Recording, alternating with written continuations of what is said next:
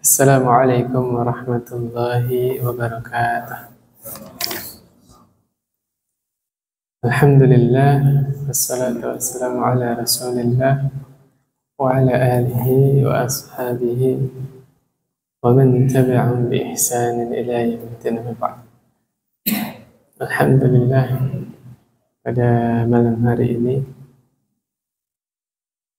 kalau tidak salah ini malam 20 Muharram ya, kita semua dikumpulkan oleh Allah Subhanahu wa Ta'ala di salah satu rumah Allah dari sekian banyak rumah-rumah Allah, dan masjid ini adalah tempat yang paling Allah cintai ya. Mudah-mudahan kita semua termasuk sabda Nabi, wa rajulun qalbuhu mu'allaqun fil masajid, seseorang yang hatinya selalu terikat dengan masjid-masjid. Dan kita semua bertemu di sini juga mudah-mudahan termasuk sabda Rasulullah sallallahu alaihi wasallam, "Rajulani tahabba fillah." Dua orang yang saling mencintai karena Allah. Apa buktinya? Ijtama'a alaihi wa tafarraqa alaihi. Ya, dua orang ini bertemunya karena Allah dan berpisahnya karena Allah Subhanahu wa Ta'ala. Terakhir pembahasan kita pekan yang lalu, kita telah membahas bahwa jabatan sebagai pemimpin itu sangat berpotensi besar memudahkan dia masuk surga. Kenapa? Ketika seorang pemimpin bikin suatu kebijakan, yang kebijakannya itu membuahkan maslahat yang sangat besar bagi rakyatnya, bagi masyarakatnya, maka berlipat-lipat pahala yang didapat oleh pemimpin tersebut. Maslahatannya dirasakan oleh satu wilayah. Makanya pemimpin itu paling besar potensinya masuk surga duluan, mencapai derajat tinggi di surga. Tapi begitu juga sebaliknya, jabatan sebagai pemimpin ini bisa jadi malah menggelincirkan dia ke dalam neraka ya, karena tidak sedikit pemimpin-pemimpin yang punya kepentingan, akhirnya lupa bahwa tugas utama pemimpin adalah melayani rakyatnya, mengayomi rakyatnya ya. Bagaimana supaya rakyatnya itu merasakan kemaslahatan dengan sebab dia menjadi pemimpin ya. Subhanallah. Makanya Nabi sallallahu alaihi wasallam pernah mengingatkan kita, khairukum anfa'ukum linnas. Orang terbaik di antara kalian adalah orang yang paling bermanfaat untuk orang lain, untuk manusia. Saya pernah sampaikan kalau nggak salah pekan yang lalu, betapa burung hudhud ketika itu dia yang bertauhid sangat menginginkan satu negeri masuk Islam. Iya nggak? Negeri apa itu? Negeri Sabah ya, di Yaman. Burung hudhud absen, ghaib ya, tidak hadir, nggak izin sama Nabi Sulaiman sampai membahayakan nyawanya. Kata Nabi Sulaiman kan alaihi salam, akan aku siksa dengan siksaan yang sangat, la u'adzibannahu 'adzaban syadida aw la azbahannahu, atau aku sembelih, aw la ya'tiyanni sultanin mubin. Burung hudhud ini selamat dari siksaanku, selamat tidak jadi disembelih kalau mendatangkan alasan yang sangat jelas.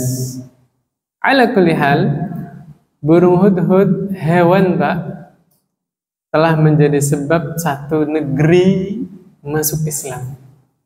Pertanyaannya, kita manusia yang merasa lebih baik daripada hewan, yang Allah sudah karuniai akal, pikiran, perasaan, hati, otak. Pertanyaannya, berapa puluh tahun kita jadi orang Islam, sudah berapa orang sudah kita Islamkan? Hah? Tapi kita ekspektasinya nggak tinggi kayak burung hudhud ya. Minimal kita punya niat baik, bagaimana supaya kita dari bangun tidur sampai tidur lagi, aktivitas kita bermanfaat untuk orang lain, ya. Selalu luruskan niat, terutama bapak-bapak yang Allah wakilkan jadi pemimpin di muka bumi ini. Ya, baik itu RT, RW, lurah, apa lagi? Ketua OSIS. Ada yang jadi ketua OSIS Pak di sini? Udah enggak zamannya lagi ya. Udah bapak-bapak masih jadi ketua OSIS. Subhanallah. Minimal pemimpin di mana, Pak? Rumah tangganya. Kullukum ra'in wa kullukum mas'ulun an ra'iyatih. Setiap kalian adalah pemimpin dan setiap pemimpin akan ditanyai tentang yang ia pimpin. Di dalam riwayat yang lain, Nabiullah sallallahu alaihi wasallam bersabda, "Ahabbun nasi ila Allahi anfa'uhum linnas." Manusia yang paling Allah cintai adalah manusia yang paling bermanfaat. Wa ahabbul a'mali ila Allahi sururun tudkhiluhu ala muslim. Dan amalan yang paling Allah cintai adalah kegembiraan yang engkau masukkan ke dalam hati saudara muslim. Masya Allah. Ahabbul amal, ya.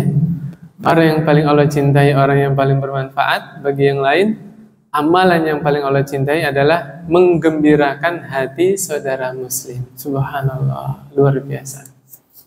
Ya, kalau kita dengar ini, orang yang paling berhak merasakan kebahagiaan dengan hadirnya kita siapa? Orang tua kita, ya, pasangan hidup kita, anak-anak kita. Jangan sampai kita pintar bahagiain orang lain, tetangganya dibahagiain, orang jauh disenengin,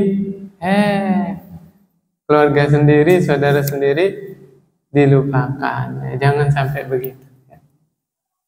Makanya Nabi membedakan antara sedekah, ya, nafkah yang kita keluarkan untuk fakir miskin, nafkah yang kita keluarkan di jalan Allah, nafkah yang kita keluarkan untuk keluarga, mana yang besar pahalanya? Keluarga. Ini Islam ini, Pak. Ya, jangan sampai kebalik. Semangat membahagiakan orang lain, lupa membahagiakan keluarga sendiri. Jangan sampai demikian. Ya. Al-Imam Asy-Syafi'i rahimahullah pernah berkata, manzilatul imam minar ra'iyati manzilatul wali minal yatim. Kedudukan seorang pemimpin terhadap rakyatnya itu seperti kedudukan seorang wali terhadap anak yatim. Masya Allah. Ini kalau rumus ini diterapkan oleh para pemimpin, ya, betapa para pemimpin sayang kepada rakyatnya. Sebagaimana para kafil-kafil yang mengkafil anak yatim sayang terhadap anak-anak yatim, ya. Subhanallah. Yang berikutnya, Pak. Ini sesuai tema yang akan kita bahas. Bagusnya doakan yang baik atau yang buruk buat pemerintah? Hah? Oke. Ini hadis ini tengah-tengah, Pak. Ya. Dari Aisyah radhiyallahu anha qalat, beliau berkata, qala Rasulullah sallallahu alaihi wasallam, Allahumma man waliya min amri ummati syai'an fashaqqa alaihim fashquq alaih. Yang doa siapa ini? Rasulullah sallallahu alaihi wasallam. Isi doanya bagaimana? Ya Allah, barang siapa yang mengurusi urusan umatku, lantas dia membuat susah umatku, ya, maka susahkanlah dia. Ya, Pak, doanya Nabi. Al-jaza min jinsil amal. Balasan itu sesuai dengan perbuatan. Nabi berdoa, ya Allah, pemimpin-pemimpin yang menyusahkan rakyatnya, susahkan dia. Sebaliknya, wa man waliya min amri ummati syai'an farafaqa bihim farfuq bih. Dan barang siapa yang mengurusi urusan umatku lantas dia mengasihi umatku, kasihilah dia. Ya. Rofaqo ini maknanya lemah lembut, Pak. Saya ingat hadis Nabi, innallaha idza arada bi ahli baitin khairan adkhala alaihimur rifqa. Sesungguhnya Allah apabila menghendaki sebuah rumah tangga itu baik, sakinah mawaddah warahmah, Allah masukkan ke dalam rumah tangga itu ar-rifqa, lemah lembut. Ya. Suaminya lembut ke istrinya, istrinya lembut ke suaminya, anaknya lembut kepada orang tuanya lembut kepada anaknya. Lembut semuanya orang-orangnya itu. Maka ini salah satu tanda Allah menginginkan keluarga itu menjadi keluarga yang baik. Nanti kita bahas tentang marah. Lemah lembut ada kaitannya dengan apa? Marah, dengan sabar, ya kan? Terus contoh-contoh pemimpin yang menyusahkan urusan umat gimana nih, Pak? Nah? Membohongi umat ya, membohongi rakyat ya. La haula wala quwwata illa billah. Itu udah tahu semua ya. Urusan yang harusnya mudah dia persulit. Kalau dulu ada judulnya memperpanjang KTP, tapi setelah ada BPJS KTP udah nggak diperpanjang lagi. Bener Pak? KTP saya udah tahun berapa itu, tapi masih bisa dipakai. Ya setelah elektronik kan ini ya, KTP-nya berlaku seumur hidup ya. Ya, ada juga petugas-petugas bandara, terutama kalau orang yang mau naik pesawat ini orang kampung ya, itu diakal-akalin Pak. Disuruh bayar inilah itulah, nah, ini termasuk orang yang menyusahkan. Ya, na'udzubillah. Hati-hati ya. Mau ini tak bahas pajak tak? Nggak usah lah ya. Cari aja di YouTube lah Ustaz-Ustaz yang bahas pajak ya. Apa itu hukum pajak, cari aja di YouTube. Ala kulli hal, Nabi sangat profesional, tengah-tengah. Ya. Tidak mengalem siapapun. Pokoknya siapa pemimpinnya, kalau nyusahin rakyatnya, Nabi doakan kesusahan. Tapi siapapun pemimpinnya yang sayang kepada rakyatnya, mengasihi rakyatnya, Nabi doakan apa tadi? Ya Allah, sayangilah dia, kasihilah dia. Subhanallah. Yang berikutnya, hadis tentang larangan memukul wajah. An Abi Hurairah radhiyallahu anhu, dari Abu Hurairah, semoga Allah meridainya, qala, beliau berkata, qala Rasulullah sallallahu alaihi wasallam, Nabi Muhammad sallallahu alaihi wasallam bersabda, idza qatala ahadukum falyajtanibil wajha.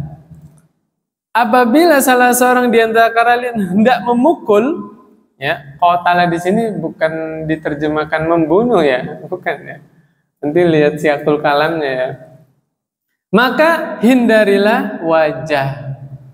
Kalau terpaksa mukul, hindari wajah. Emang boleh mukul di dalam Islam?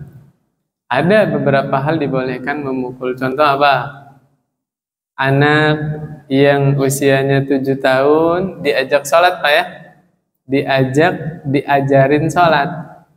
Tapi kalau sudah 10 tahun tidak mau sholat, boleh dipukul? Boleh. Pukul, hindari wajah, dan bukan pukulan yang membuat cedera. Hanya pukulan yang bikin jerak gitu.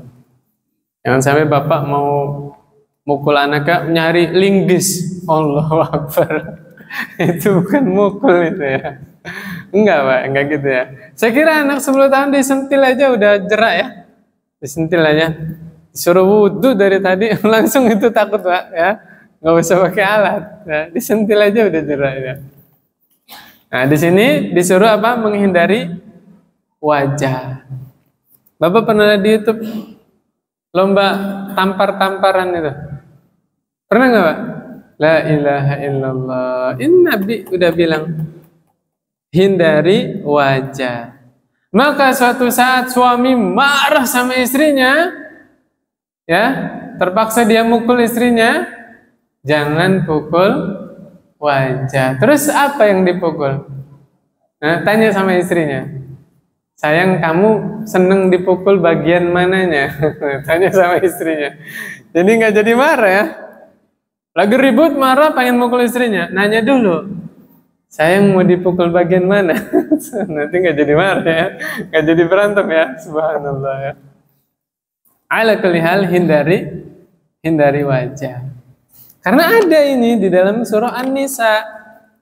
Wallati takhafuna nushuzahunna fa'idhuhunna wahjuruhunna fil madaji'. Wadribuhunna. Tuh ada kata-kata apa? Wadribuhunna, pukul. Wanita-wanita yang kamu khawatirkan nusyuz, maka nasihatilah dia. Tuh jangan langsung dipukul, Pak. Ada tahapannya kita untuk mengajari istri. Yang pertama apa? Nasihati dulu. Kalau dinasihatin juga nggak bisa, dia apa ini? Hah? Hajar. Hajar itu bukan hajar, Pak ya. Hajar itu tidurnya pisah. Biasanya kan tidurnya satu ranjang. Karena ini istrinya susah dinasihatin, nggak dengerin suaminya, maka pisah tempat tidur. Kalau pisah tempat tidur juga masih apa, Pak? Bebel, nggak ngerti-ngerti, baru dipukul boleh. Tapi pukul juga bukan pukulan yang membuat cedera, dan hindari memukul wajah. Ya, insya Allah Bunda dimengerti, Pak ya. Ala kulli hal, ini adalah orang-orang yang terpaksa memukul, hindari wajah ya. Nah ini Pak, habis ini penulisnya subhanallah nih, Ibnu Hajar Al-Asqalani, habis bawakan hadis tentang mukul, hindari wajah, bawain hadis tentang apa? Jangan marah. Nah berarti yang terbaik mukul atau tidak mukul? Tidak mukul.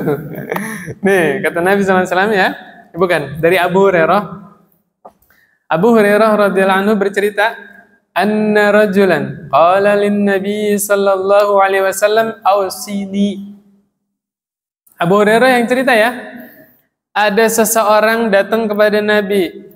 Dia bilang begini, ausini, nasihatilah aku. Apa kata Rasulullah sallallahu alaihi wasallam? La taghdab. Apa artinya, Pak? Jangan marah. Faraddada miraran, diulang-ulang. La taghdab. Pokoknya sahabat ini minta nasihat, Nabi bilang apa? Jangan marah. Minta nasihat bilang apa, Pak? Jangan marah. Diulang-ulang sama Nabi, jangan marah. Nanti kalau kita jeli, ternyata ketika Nabi nasihatin sahabat itu isinya beda-beda. Ke sahabat ini nasihatnya puasa, sahabat ini nasihatnya sabar, sahabat ini nasihatnya jangan marah. Berarti apa ini maksudnya? Hah? Hikmah. Hikmah itu apa?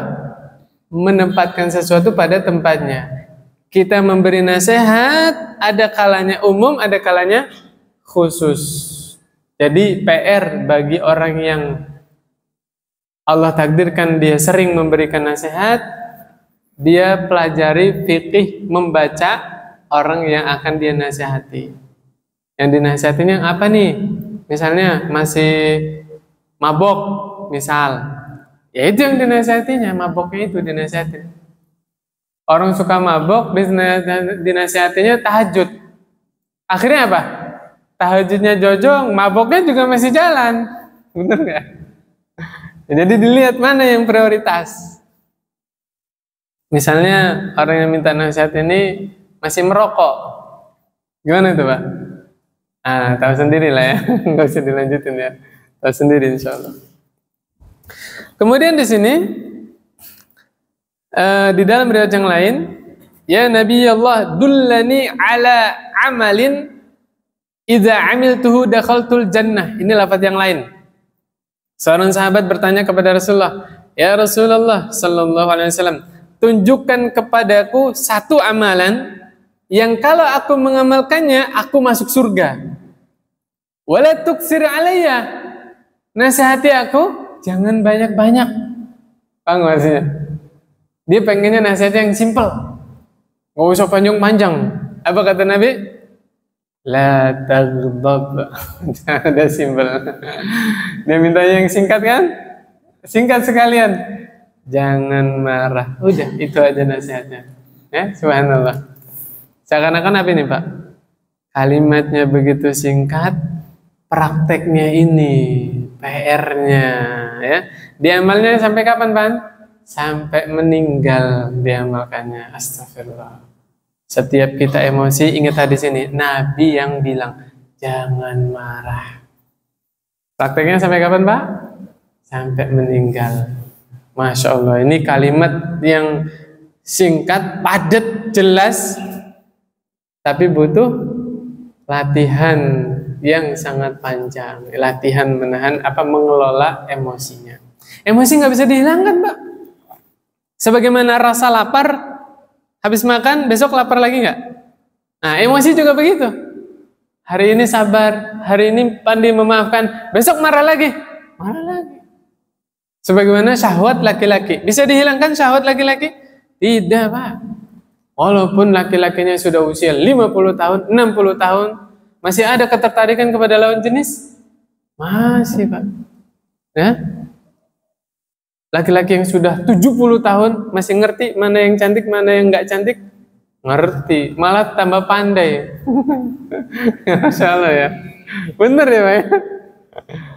Maka yang benar itu adalah mengendalikannya, bukan menghilangkannya. Emosi juga begitu, mengendalikannya. Biasanya kalau Bapak lagi emosi, lagi amarahnya tinggi, kayak tenaganya itu kumpul banyak, Pak ya. Nah, ini cocok buat kerja bakti, bangun masjid. Lagi emosi kan, datang ke masjid, mana angkat bata, angkat pasir.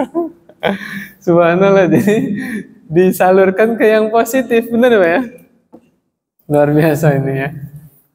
Pas Idul Adha lagi marah, ikut netelin kambing, sapi ya, subhanallah. Jadi dilampiaskan di hal yang positif. Sebagian orang kalau marah, dia olahraga, Kak. Lari, berenang, ya, subhanallah. Ya karena memang tenaganya lagi memuncak itu. Ya, subhanallah. Ada juga yang tiduran. Karena dengan kalau lagi marah, biasanya kalau marah nyantai apa berdiri, Pak? Berdiri dia, karena lagi power itu. Maka dia alihkan, dia duduk biar berkurang emosinya. Duduk masih marah, dialihkan lagi. Ngapain, Pak? Tidur. Nih ada hadisnya. Ali bin Abi Thalib. Ya, nih suatu hari Rasulullah Shallallahu Alaihi Wasallam masuk ke rumahnya Fatimah. Falam yajid Aliyan. Nabi nggak lihat Ali di rumahnya Fatimah.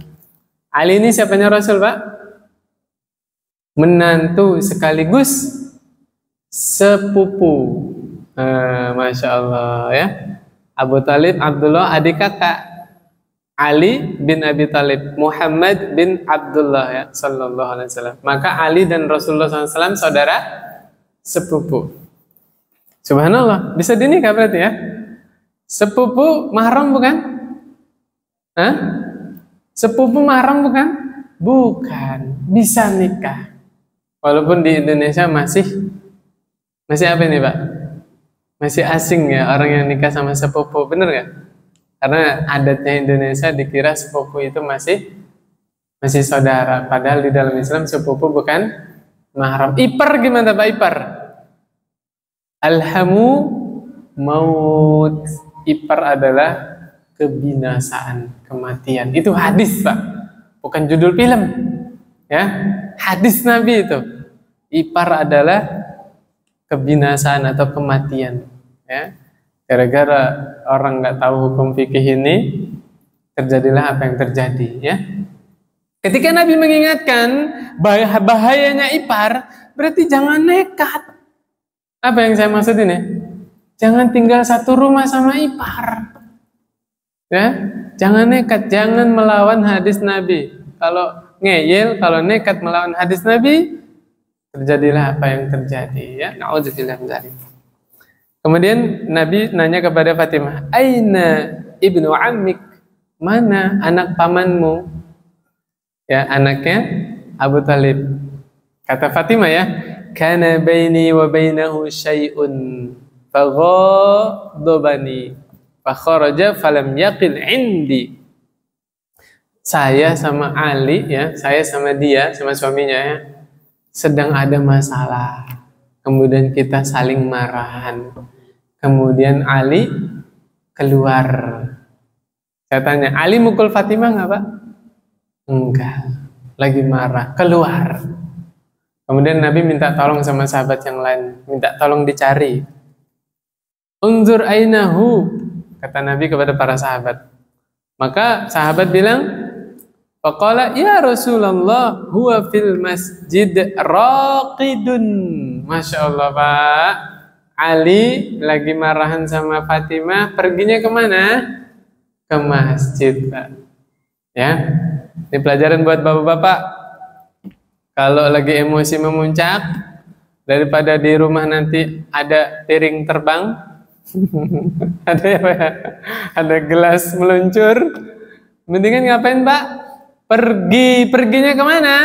Ke masjid Pak, bukan ke tempat-tempat yang Allah tidak ridhoi. Sampai ketiduran Pak Ali bin Abi Thalib di masjid.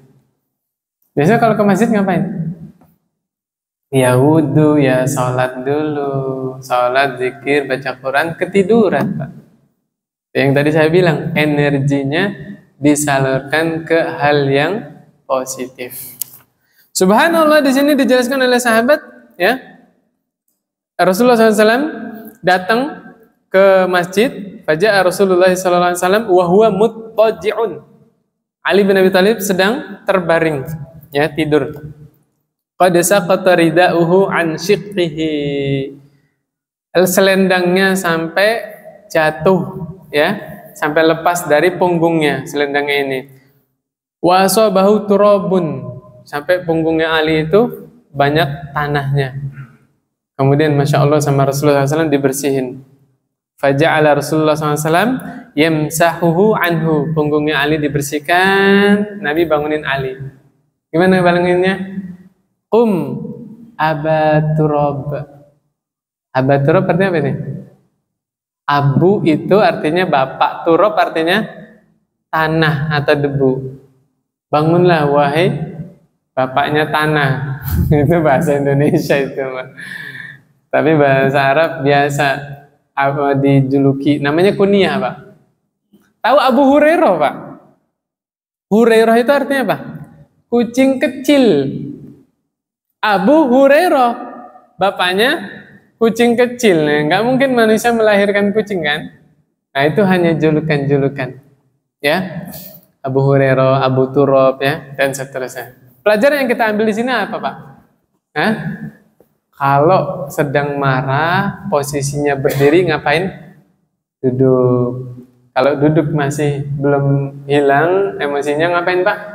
Tidur, Pak. Tidurlah. Ya rebahan lah kalau bahasa kitanya ya. Kalau rebahan di rumah masih emosi kayaknya ngelihat orangnya itu kok gak hilang marahnya, pergi ke masjid. Nah, kadang-kadang orang perlu jeda sedikit nggak ketemu. Kalau nggak ketemu kan nanti ingat masa-masa indahnya tuh. Masya Allah ya, baru pertama nikah bagaimana, bener gak? Nah, nanti akan reda lagi gitu ya. Jadi nggak apa-apa pergi sebentar. Perginya kemana tadi? Ke masjid.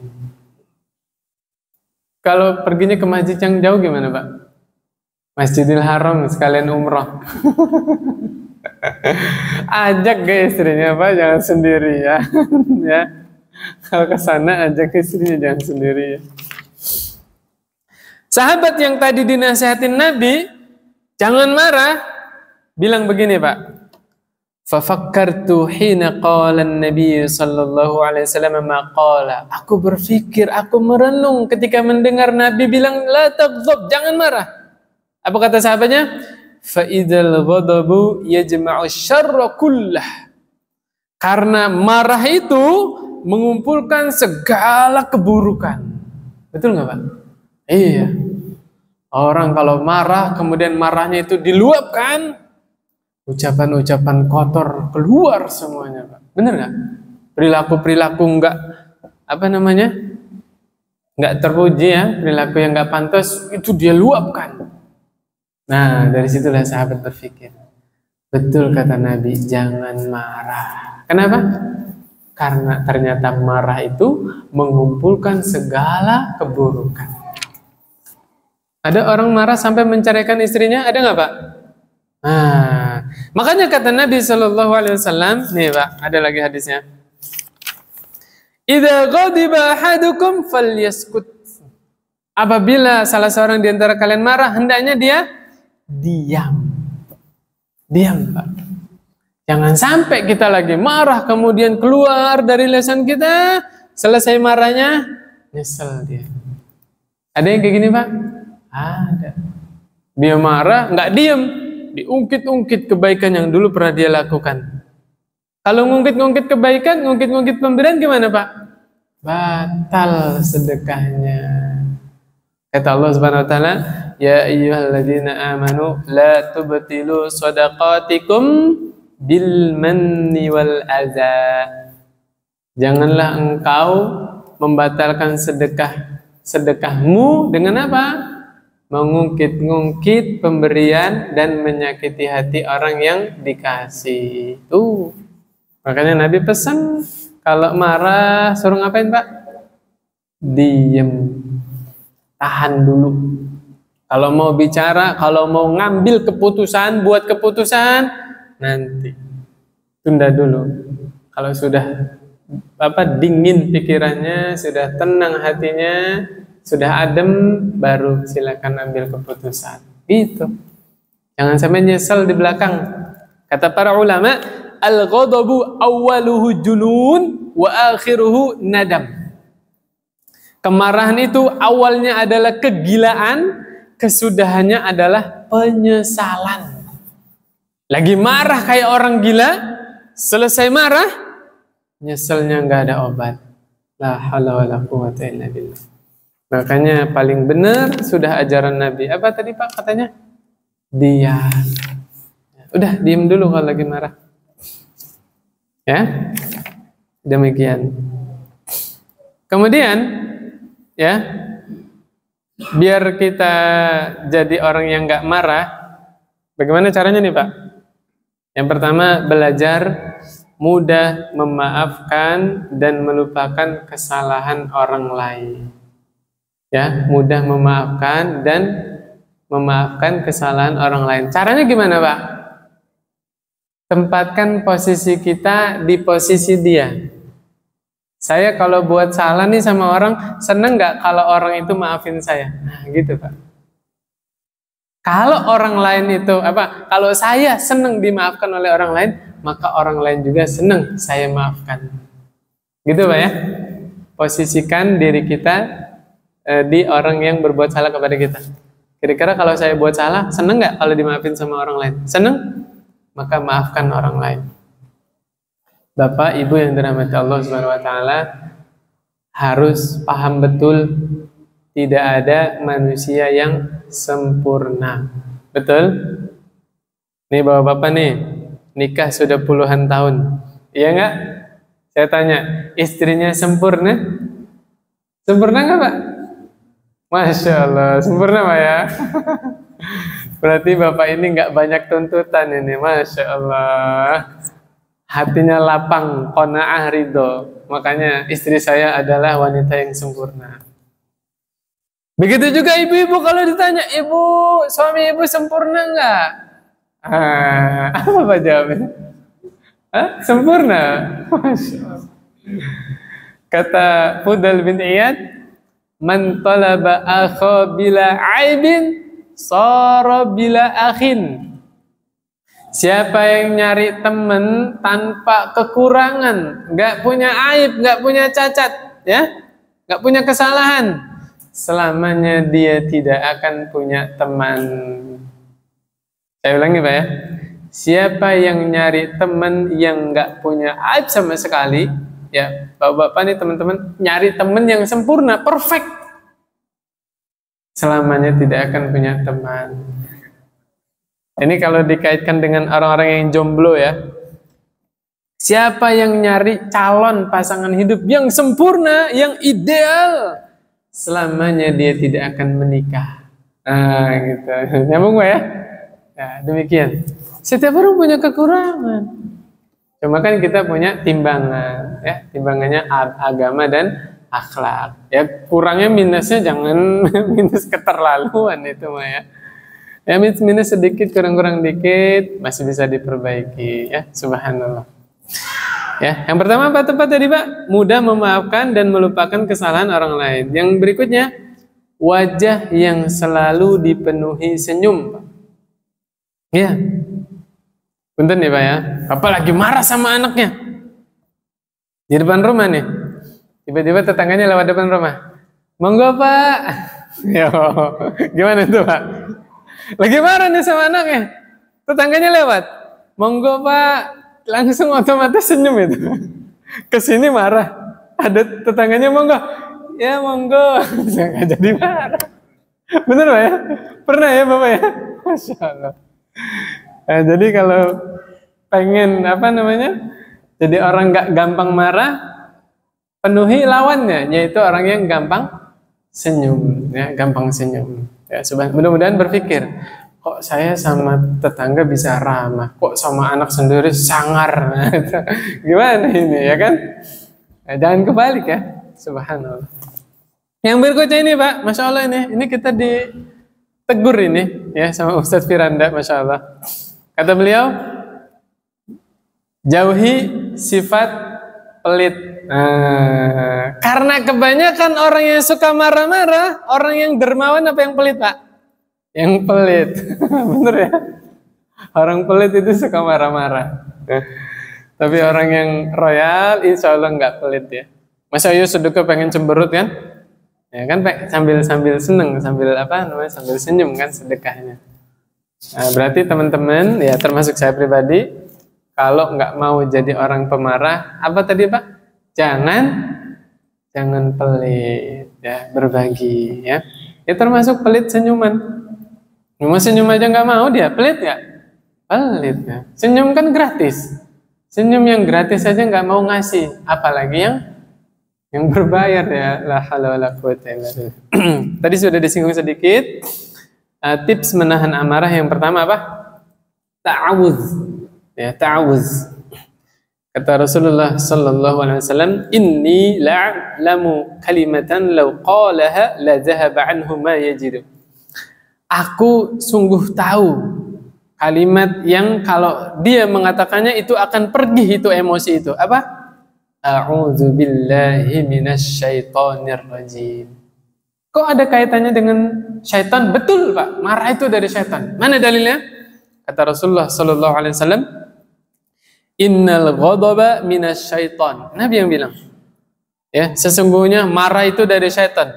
Wa innasyaiton khuliqa minan nar. Dan syaitan itu diciptakan dari api. Wa innama tudfa'un nar bil ma. Api itu bisa dipadamkan dengan apa? Air. Fa idza ghadiba ahadukum falyatawaddo. Maka apabila salah seorang di antara kalian marah, hendaknya dia berwudu. Udah dapat dua nih Pak. Yang pertama apa? Ta'awudz. Yang kedua, wudu. Yang ketiga tadi sudah dijelaskan. Apa Pak? Duduk atau tiduran atau tidur sekalian. Nah, mudah-mudahan bangun-bangun lupa. Iya Pak ya. Marahan sama istri sampai berjam-jam sampai ketiduran, bangun-bangun lapar kan?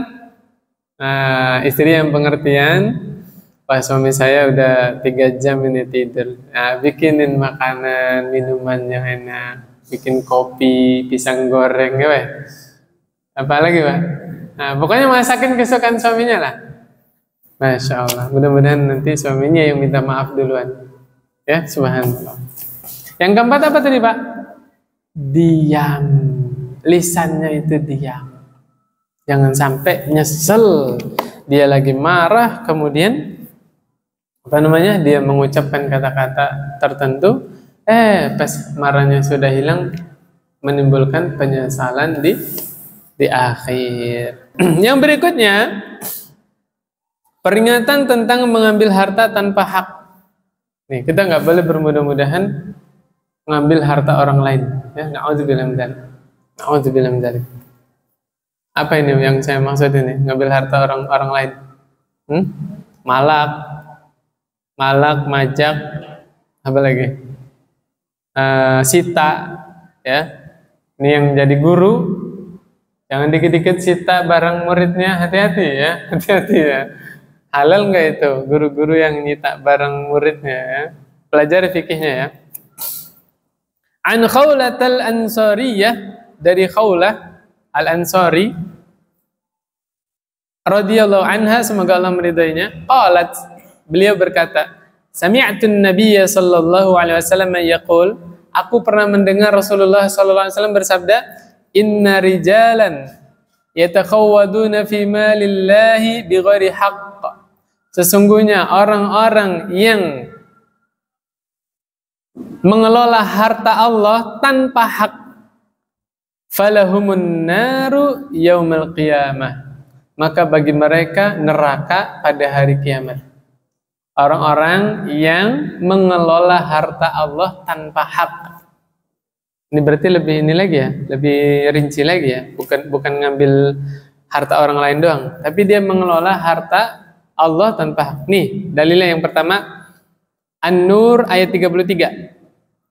Walladzina yabtaghuna al-kitaba mimma malakat aymanukum fakatibuhum in alimtum fihim khaira wa atuhum mimma lillahi alladzi atakum. Dan budak-budak yang kalian miliki yang menginginkan perjanjian.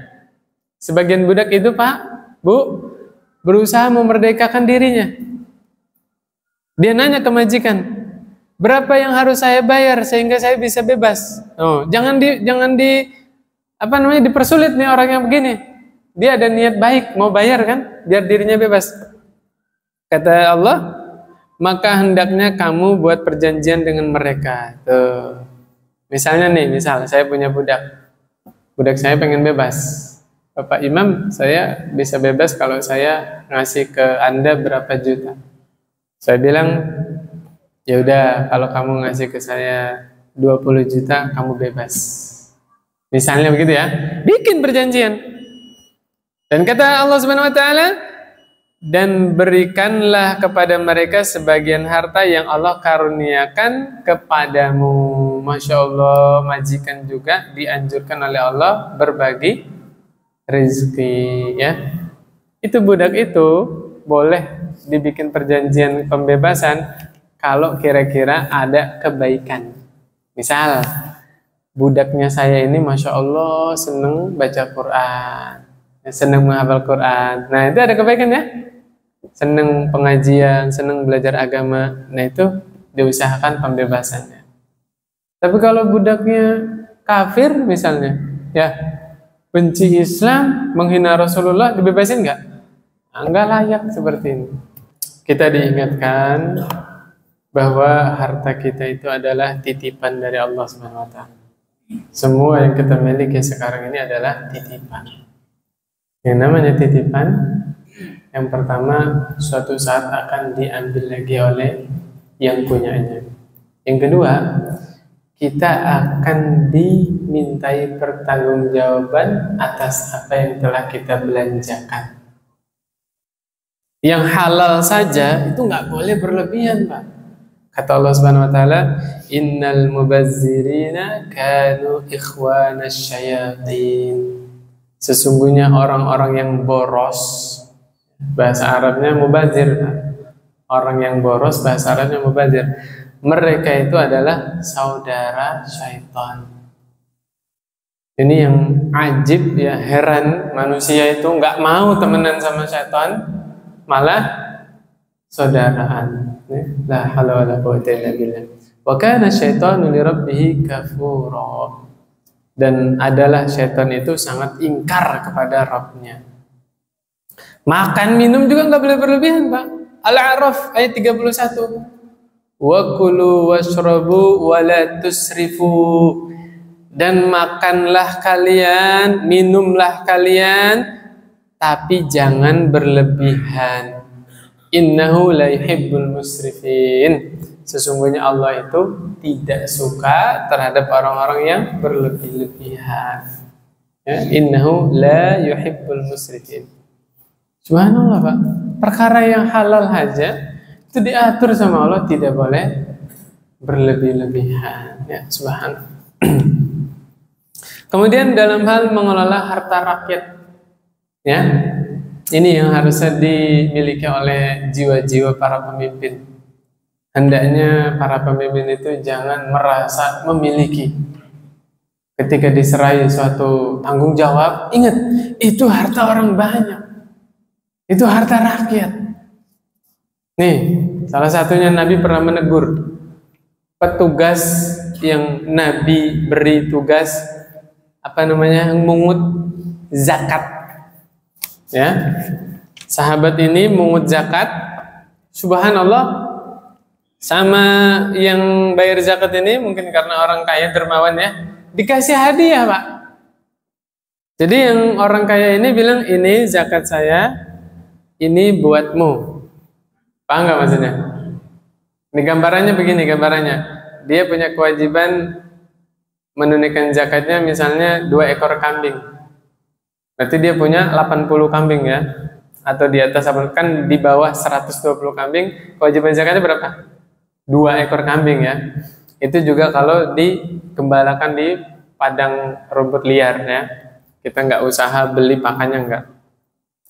Yang 2 ini zakat saya. Nah, yang pemungut zakat ini dikasih hadiah. Ini buat kamu, hadiah.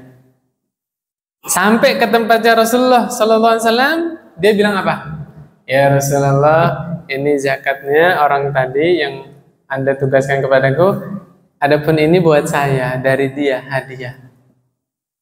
Nabi marah, Pak. Nabi langsung berdiri, langsung khutbah. Apa kata Nabi? Fahalla jalasa fi baiti abihi wa au baiti ummihi fayanzura yuhda lahu amla. Ini hadisnya sebenarnya panjang, ada ininya sebelumnya ya. Sebelumnya begini, Pak. Kenapa ada seorang di antara kalian yang aku tugaskan mengut zakat, kemudian dia datang kepadaku, dia berkata, ini zakatnya, ini hadiah untukku. Baru Nabi tegur, coba dia duduk di rumahnya aja, apakah dia dapat hadiah?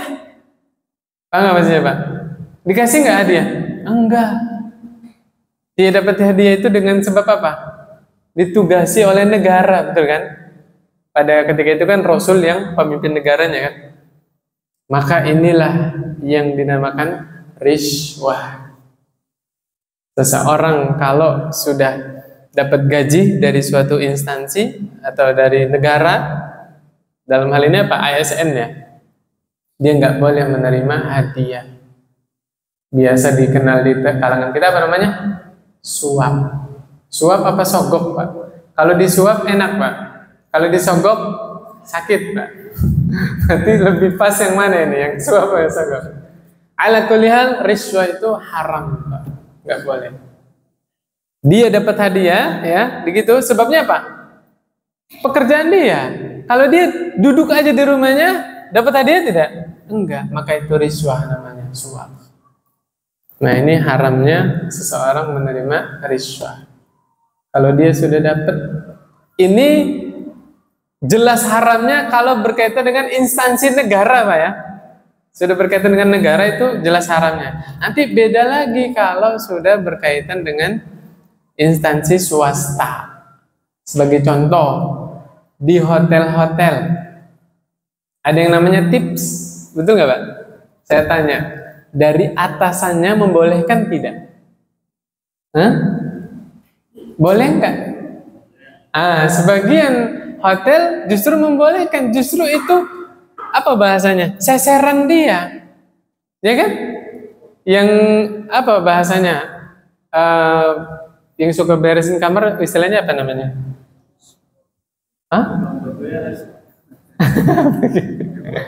Ya pokoknya begitu ya, room boy ya. Yang kayak gitu-gitu kan, mungkin gajinya nggak seberapa kan? Maka dari atas membolehkan ngambil tips dari, nah itu nanti kembali ke kebijakan perusahaan itu. Apakah dilarang sama sekali ataukah dibolehkan? Jadi kalau ada ada peraturan, misalnya di suatu sekolah nih, bikin aturan. Bapak-bapak, ibu-ibu bagi rapot jangan bawa kado sama sekali, jangan bawa biskuit ya. Kalau bagi rapot ya, maka kalau sudah ada peraturan itu, ketika ngeyel orang tuanya bawa, diserahkan ke kepala sekolahnya. Nanti sama kepala sekolahnya bisa dibagi supaya semua guru dapat atau dilelang ya. Subhanakallahumma bihamdik asyhadu an la ilaha illa anta astaghfiruka wa atubu ilaik. Assalamualaikum warahmatullahi wabarakatuh.